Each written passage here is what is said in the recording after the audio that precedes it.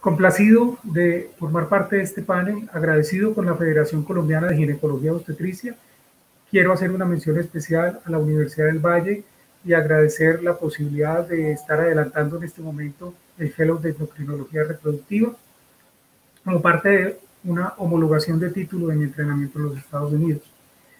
Hoy vamos a hablar de hiperprolactinemia.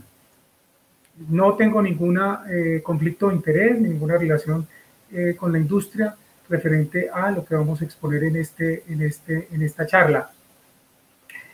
Mi objetivo es ilustrar y sensibilizar hacia la prolactina, revisión de su origen en la fisiología, revisar las anormalidades, principalmente la hiperprolactinemia, hacer una orientación de enfoque diagnóstico y enfoque terapéutico para las diferentes causas de hiperprolactinemia. Vamos a iniciar ilustrando un caso clínico, una paciente de 31 años, ama de casa, casada, universitaria, que acude a la consulta por presentar una falla menstrual de 6 meses de evolución. Además, refiere en el interrogatorio que lleva 3 años sin planificar y que no ha logrado quedar en embarazo. Antecedentes de importancia, ninguno, con excepción de previo a la amenorrea. Sus ciclos eran entre 28 y 45 días. No utiliza medicamentos, tiene hábitos de vida saludable, su pareja es sana y al examen físico se encontró galactorrea clínica. No había sido referida en el interrogatorio, el resto de examen normal y no tenía signos de hiperandrogenismo. Independiente del diagnóstico, al cual quiero que pensemos en conjunto, se realizó este panel de laboratorio encontrando una prolactina con niveles de 115 y un punto de corte de 5 a 17 nanogramos. Realizaron una ecografía pélvica transvaginal reportada como normal, una prueba de embarazo negativa y hicieron estudio de factor masculino, un espermograma reportado como normal. Quiero dejar en saber qué impresión diagnóstica tenemos hasta este momento, qué ayudas diagnósticas, además del laboratorio que hemos referido, adicionales necesitamos y cuál sería el plan terapéutico de acuerdo con las posibilidades. Comencemos entonces hablando un poquito del origen de la prolactina. La prolactina es una hormona glicoproteica de 199 aminoácidos, identificada en 1933 desde animales y purificada de pituitaria en humanos en 1950. Junto con el lactógeno placentario humano, la hormona de crecimiento, provienen de un gen único ancestral. Más de 300 acciones biológicas han sido identificadas de la prolactina, agrupadas en estas cinco características, 5 funciones. Desde el punto de vista reproductivo, participa en la implantación, mantenimiento, la gestación, el embarazo y la lactancia. Tiene funciones osmorreguladoras, las cuales se han identificado desde órganos unicelulares como protozoarios, lo que dice su importancia, habla de su importancia desde el punto de vista ontogénico. Participa en el desarrollo y crecimiento celular, en el metabolismo de los carbohidratos y los lípidos y tiene una función inmunorreguladora o participa en la inmunorregulación.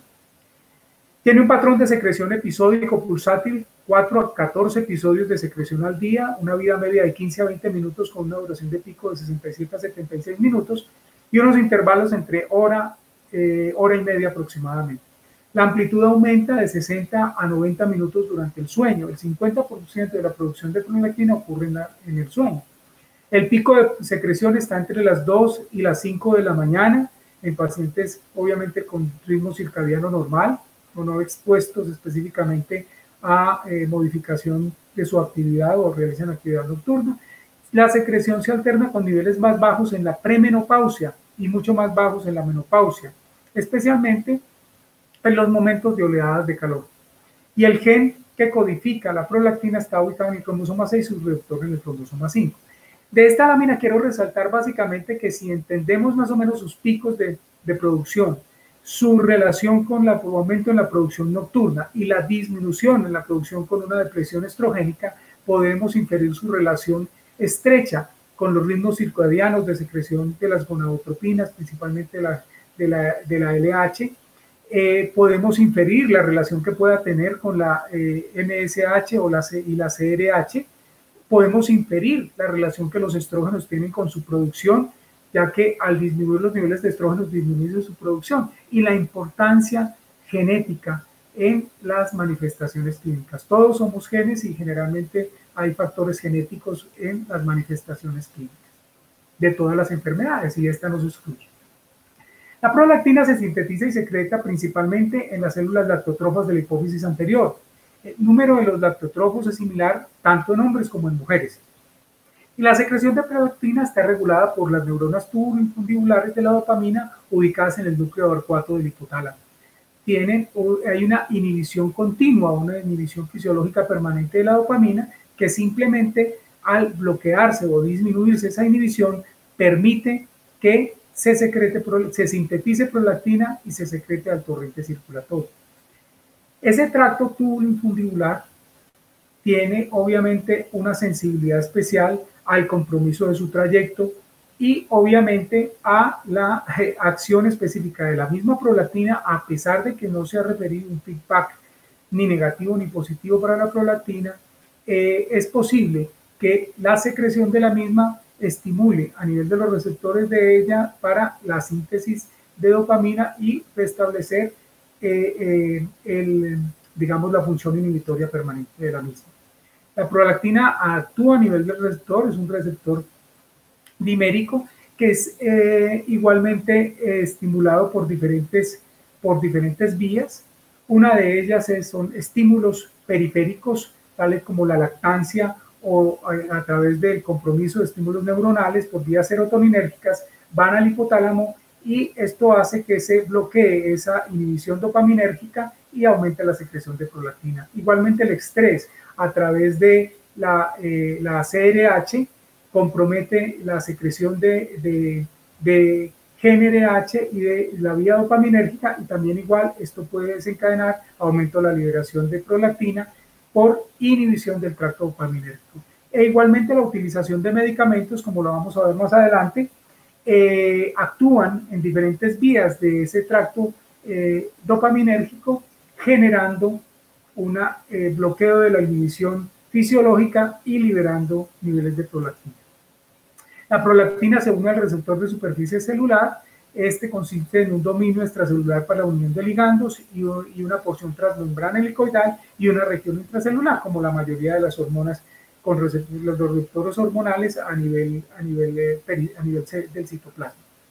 El receptor humano puede unirse a menos a 3 ligandos, se unen a ese receptor: la prolactina, el lactógeno placentario humano y la hormona de crecimiento.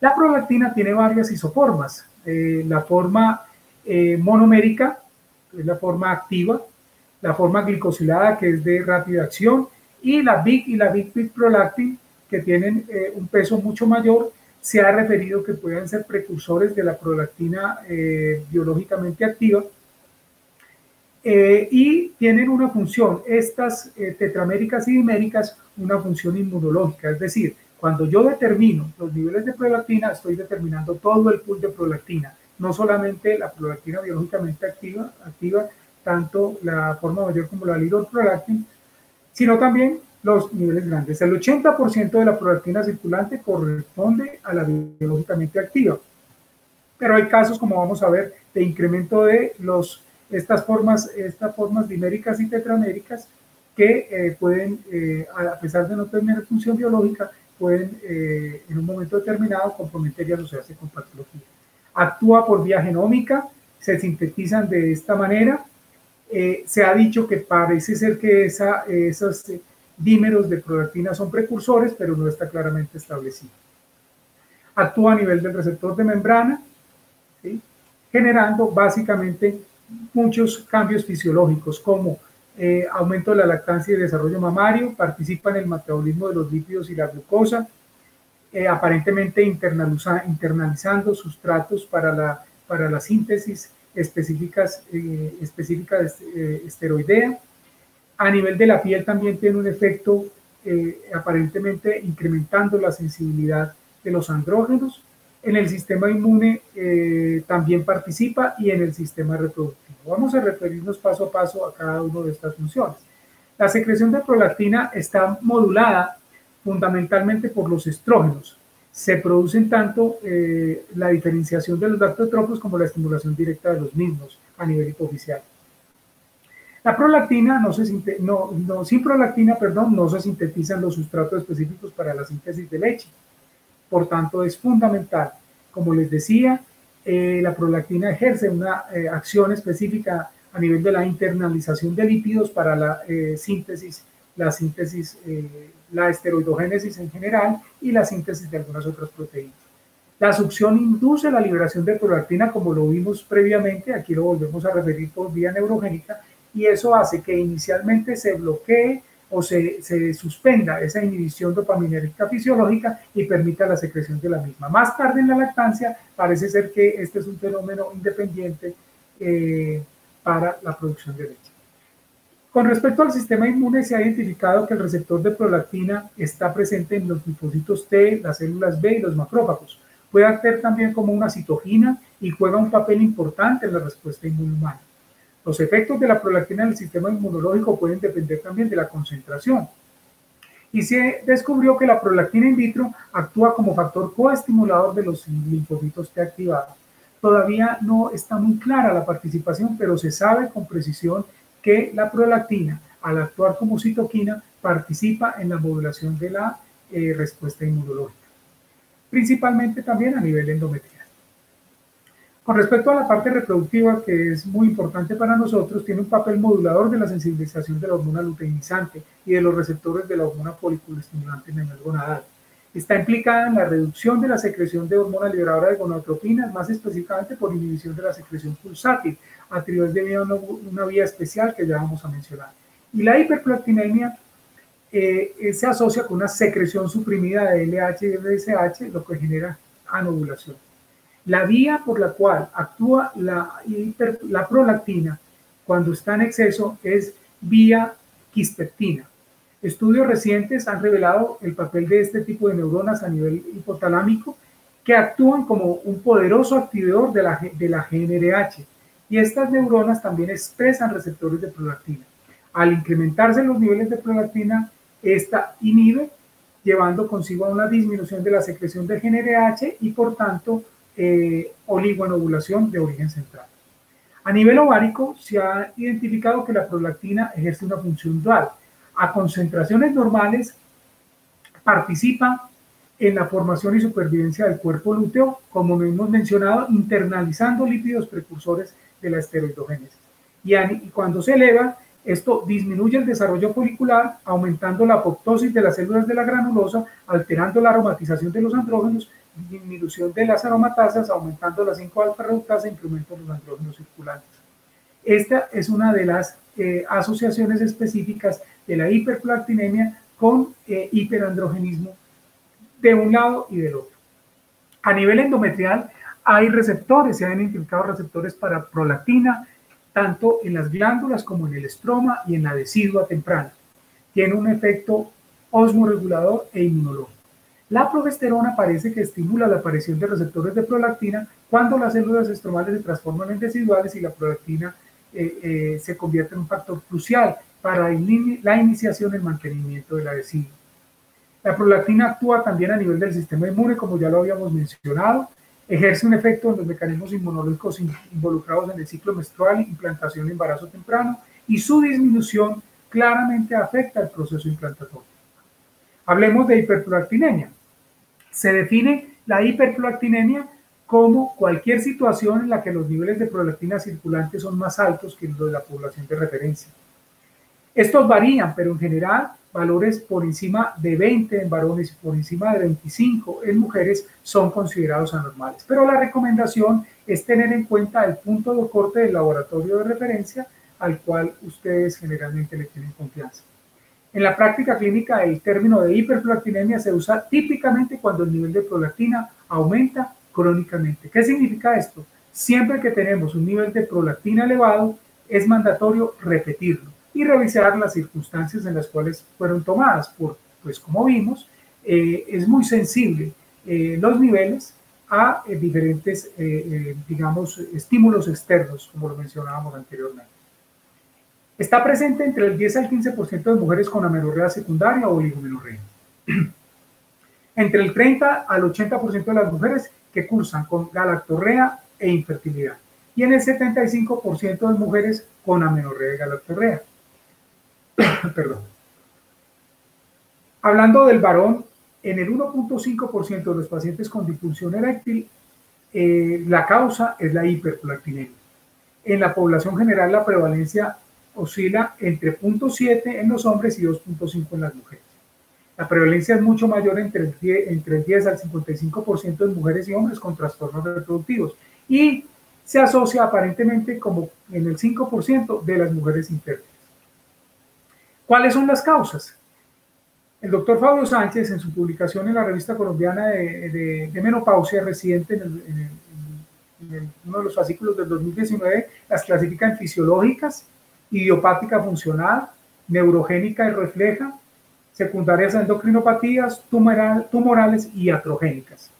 Y aborda, como lo vamos a hacer nosotros, la aproximación para el diagnóstico y la terapia de estas mismas. La mayoría de la literatura, las fisiológicas, incluyen la neurogénica o refleja dentro de ellas, pero yo prefiero separarlas. En esta publicación las clasifican en tres: fisiológicas, patológicas y farmacológicas, incluyendo la idiopática y la secundaria a injuria por vía serotoninérgica o por vía neural, como lo vimos al principio en la parte de fisiología, la producción de hiperprolactinemia. Pero yo sugiero considerar esto como patológico. Dentro de las causas fisiológicas, generalmente son una respuesta a un evento normal adaptativo. Por ejemplo, el estrés fisiológico, el orgasmo, un ayuno prolongado, bueno, de pronto el no dormir adecuadamente. Son fenómenos adaptativos que no deben considerarse como patológicos. ¿Hay alguna diferencia con la idiopática? Ellos refieren que se presentan pacientes con trastornos del ciclo menstrual con solo galactorrea en un 35% de los casos, es decir, se han descartado otras causas como las hemos referido. Niveles elevados de prolactina, de ausencia de enfermedad hipofisiaria del sistema nervioso central u otra causa conocida nos llevan al diagnóstico de hiperprolactinemia de origen idiopático. Y las pacientes con este tipo de trastorno, usualmente el 30 al 35% a los 3 meses la hiperprolactinemia se resuelve espontáneamente. ¿Qué significa esto? Que debemos descartar las causas patológicas primero y segundo, que debemos hacer seguimiento. Dentro de las causas iatrogénicas o por uso de medicamentos, los principales son los antipsicóticos, pero hay otros medicamentos como la morfina, la metadona, los estrógenos, medicamentos antihipertensivos como la alfametildopa, la reserpina y el verapamilo, son causantes específicos también de elevación de los niveles elevados de prolactina. Los mecanismos por los cuales esto básicamente actúa es por vía dopaminérgica, como ya lo habíamos mencionado, digamos, alterando de alguna manera el tracto TIDA, el tracto infundíbulo dopaminérgico, que es el responsable de la inhibición tónica de la secreción de prolactina. Y estos son los mecanismos por los cuales ellos actúan. Resaltar que en general los niveles de incremento de prolactina no superan niveles severos, como ya lo vamos a clasificar, pero en algunos casos, como el uso de fenotiacinas, podemos encontrar niveles superiores o niveles severos clasificados como mayores de 100 nanogramos por mililitro. Con respecto a las enfermedades sistémicas, ya vimos un poco cuál es el origen de la hiperprolactinemia en las pacientes con estados hiperandrogénicos, no solamente con síndrome de ovario poliquístico, y se asocian un 30% de los casos de hiperandrogenismo. El hipotiroidismo por incremento de la TRH, recordemos que la TRH es un estimulante natural de la prolactina y probablemente esa sea la causa de la hiperprolactinemia relacionada con hipotiroidismo. También igual se presenta en el 8% de los casos de hipotiroidismo subclínico, en casos de insuficiencia renal y pacientes con hemodiálisis o cirrosis hepática, la hiperprolactinemia es secundaria a alteración de su metabolismo de excreción. Las causas tumorales, generalmente los prolactinomas, son adenomas hipofisiarios que secretan prolactina, son la mayoría de ellos, pero no olvidemos que los adenomas hipofisiarios también pueden estar relacionados con la secreción de otras hormonas. Representan el 40% de todos los adenomas hipofisiarios y aparecen más frecuente en las mujeres. Su tamaño en general en general es menor de 10 milímetros, denominados microprolactinomas, pero también pueden aparecer macroprolactinomas mayores de 10 milímetros, denominados así por su tamaño, mayores de 10 milímetros, que son menos frecuentes en edad reproductiva, más frecuente en la posmenopausia y más frecuente en los varones. Debemos sospechar adenoma hipoficiario porque es la causa más común de hiperprolactinemia. Persiste la persistencia después de la utilización de fármacos para tratamiento de hipotiroidismo o la supresión específica de medicamentos causantes de hiperprolactinemia nos debe hacer sospechar. Como decíamos, rara vez son muy grandes, pero hay prolactinomas gigantes mayores a 4 centímetros, son más frecuentes en hombres y se asocia normalmente a sintomatología como cefalea y compromiso quizá de órganos vecinos, principalmente quiasma óptico, lo cual tenemos que ser muy cuidadosos para el diagnóstico y seguimiento. El 70% de los prolactinomas ocurren en mujeres y el 64% de ellos son microprolactinomas intracelares. Generalmente no crecen y durante el seguimiento pueden reducir de tamaño en el 75% de los casos. Hay una relación de 20 a 1 de los adenomas de mujer a hombre y su incidencia es 27 casos por cada millón. Otra alteración que ya habíamos referido que usualmente no se asociaba con manifestaciones clínicas es la presencia de macroprolactinemia. Esa macroprolactinemia generalmente, lo repito, asintomática. Normalmente corresponde la macroprolactina al 20% del pool total de prolactina, pero cuando supera el 60% puede asociarse con algunos síntomas. La macroprolactina se puede diagnosticar o hacer diagnóstico diferencial solicitando al laboratorio que nos haga diluciones, y es muy importante tener en cuenta el diagnóstico diferencial de la macroprolactinemia con la aparición de producción de prolactina secundaria a un tumor supracelular.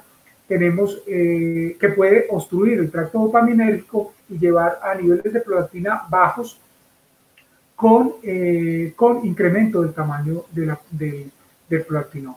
Si al hacer las diluciones el porcentaje de macroprolactinemia es del 60%, tenemos una hiperprolactinemia con macroprolactinemia, y si es menor, tenemos una hiperprolactinemia sin macroprolactinemia y debemos descartar la presencia de un tumor mediante imagen.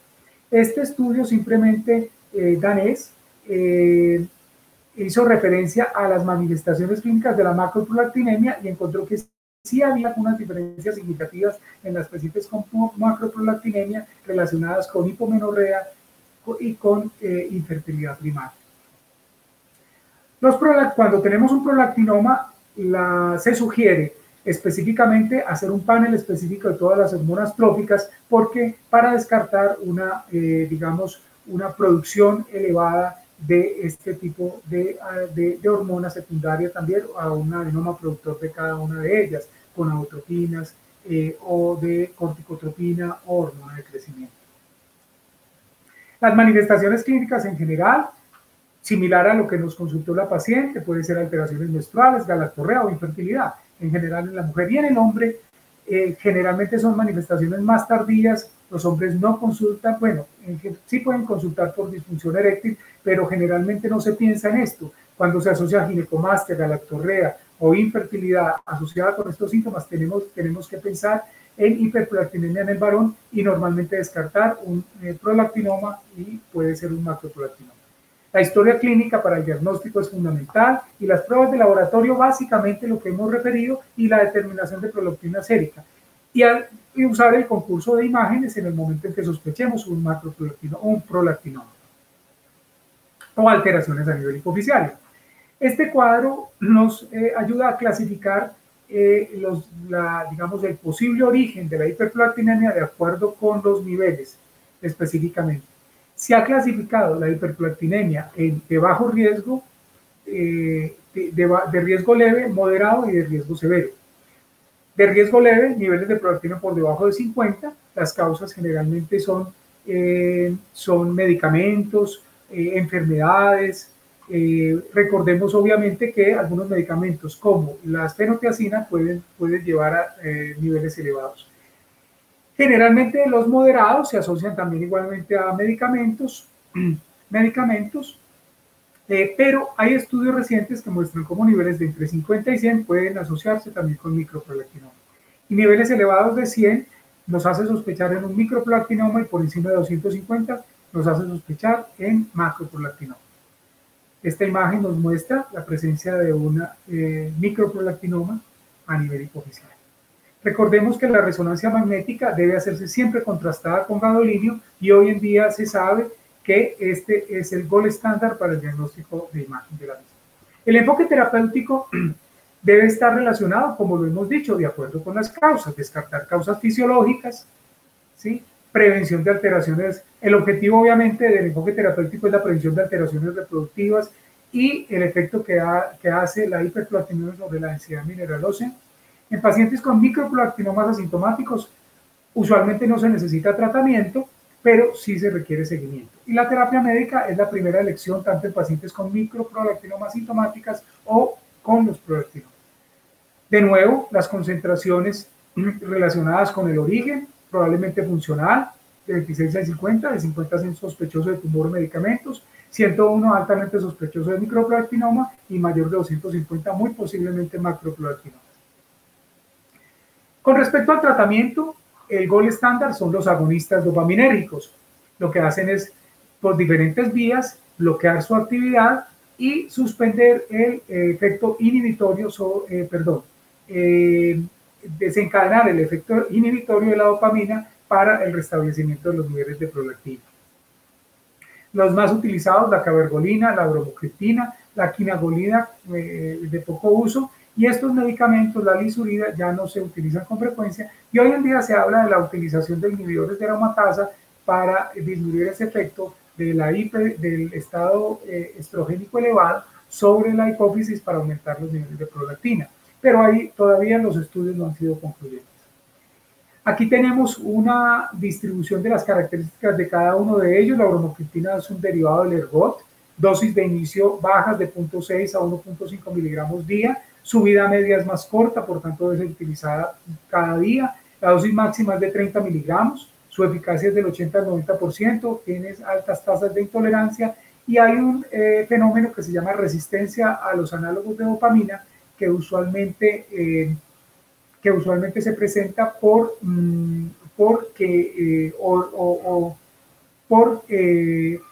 no corresponde o porque hay un adenoma hipofisiario específico que no responde al tratamiento. Es el de mayor experiencia durante la gestación.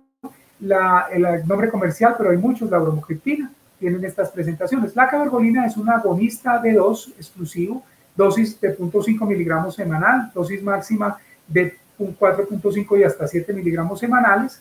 La eficacia es mayor a la bromocriptina, la intolerancia es mucho menor, por eso los estudios lo demuestran como el medicamento de elección. Pero el inconveniente es que no tenemos datos tantos como lo tiene la bromocriptina para su uso durante el embarazo. Los otros medicamentos, pues, no son de amplio uso, por eso no nos vamos a referir a ellos. Este estudio italiano muestra la superioridad de la cabergolina frente a la bromocriptina en la reducción de niveles de prolactina y adherencia a su uso. Este estudio brasilero, igual, en la comparación de cabergolina versus bromocriptina, es una revisión sistemática, muestra cómo rápidamente los niveles de prolactina en suero con ambos disminuyen de manera eficaz a las 8 semanas. Con respecto al seguimiento, se recomienda tomar niveles de prolactina al mes de iniciado el tratamiento. Recordemos, siempre que tenemos niveles elevados de prolactina antes de iniciar el tratamiento, debemos confirmarlo y descartar otras causas. Luego de los niveles de prolactina se debe hacer seguimiento cada 3 meses hasta estabilizarlo y luego podemos continuar cada 6 meses de acuerdo con la causa específica. La resonancia, cuando nos diagnostica un macroprolactinema, debo hacer un control a los 3 meses y después anual. Y si es microadenoma, solamente hago control de resonancia si la prolactina se aumenta o reaparecen síntomas. Debo hacer seguimiento de acuerdo con el compromiso y la causa, con campimetría en el caso de los macroprolactinomas.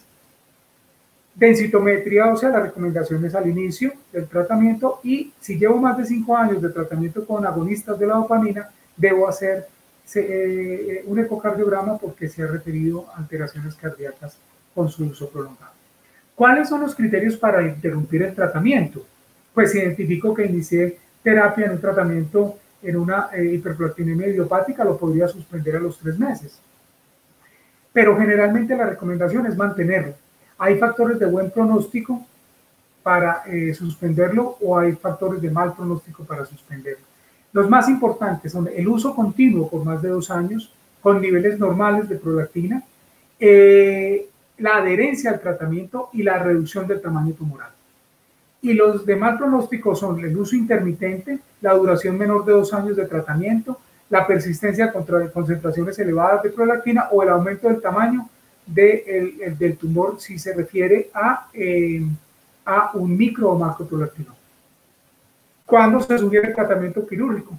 En los casos de mal pronóstico, como los dijimos, secundario obviamente a un micro o macroprolactinoma, principalmente macroprolactinoma, en los cuales hemos hecho tratamiento óptimo y no ha habido respuesta o hay algún tipo de complicación a nivel del sistema nervioso central. O en los casos en que haya contraindicación absoluta del uso de los dopaminérgicos. Un aspecto importante es el tratamiento durante el embarazo. Se recomienda suspender en general los agonistas dopaminérgicos cuando logramos el embarazo, pero en los casos de presencia de macroprolactinoma se sugiere continuar. Principalmente el uso de bromocriptina. Hoy en día hay dificultad para conseguir el mercado en Colombia, pero la idea es que tratemos de mantener el tratamiento con este tipo de agonista dopaminérgico. No deben tomarse niveles de control rutinario durante el embarazo, pero sí está sugerido que en el caso de macroprolactinomas podría ser útil y mirar si hay un incremento marcado por encima de los niveles fisiológicos de la gestación.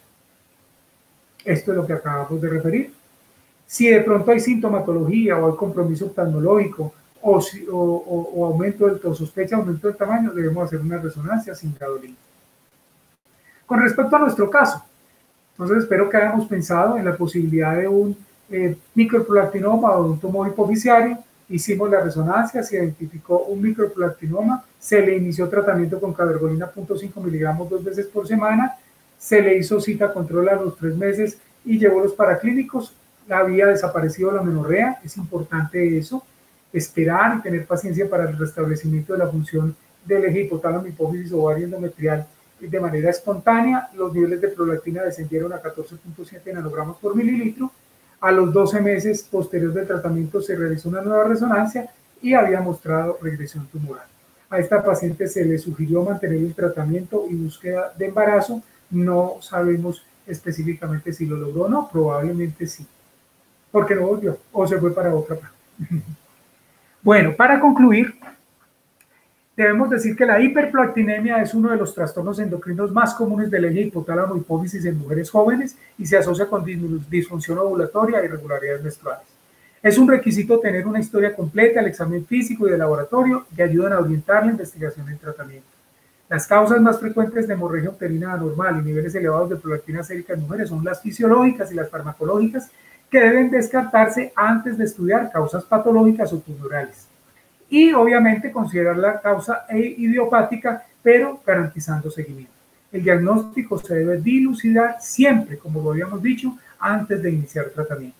Los antipsicóticos son la causa más común de hiperprolactinemia farmacológica. Un aspecto importante que no mencionamos es la posibilidad de tomar los niveles de prolactina. Requiere suspender el tratamiento mínimo 3 días, pero a veces en pacientes crónicamente enfermos o muy sensibles a la suspensión de la medicación psiquiátrica, pues no podemos hacer eso por posibilidad de descompensación. Entonces probablemente esté indicado, eso es una recomendación de la Sociedad Americana de Endocrinología, tomar la resonancia en estos pacientes. El grado de aumento de la prolactina de origen farmacológico no solo depende de la clase del antipsicótico y la dosis administrada, sino también de la edad y sexo de la paciente. Los agonistas dopaminérgicos normalizan la prolactina sérica en pacientes con hiperprolactinemia de causa idiopática, sintomáticos, y reducen los prolactinomas de manera efectiva.